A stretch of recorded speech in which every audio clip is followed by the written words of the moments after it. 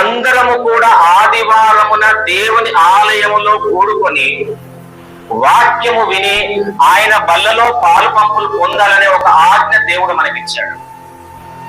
కానీ ఇక్కడ కూడా ఆ యజమానుడు విందుకు పిలిచినప్పుడు వారు ఏమని నియమములు చెప్తున్నారు?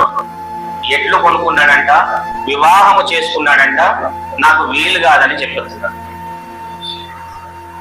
ఈనాడు క్రైస్తవులమైనటువంటి మనము కూడా ఆదివారాన్ని ఒక సెలవు దినంగా భావిస్తూ ఉన్నాం. ఆదివారం వచ్చిందంటే వేరే కార్యక్రమాలు పెట్టుకుంటూ ఉన్నాము. ప్రభు బల్ల అనేది ఒక విందు.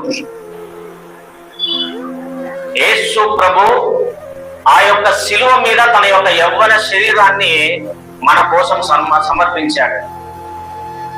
ఈ యొక్క విందును మనం నిర్లక్ష్యం చేస్తూ ఉన్నాము. ఆ దాసులు ఎవరో కాదు, సేవకులైనటువంటి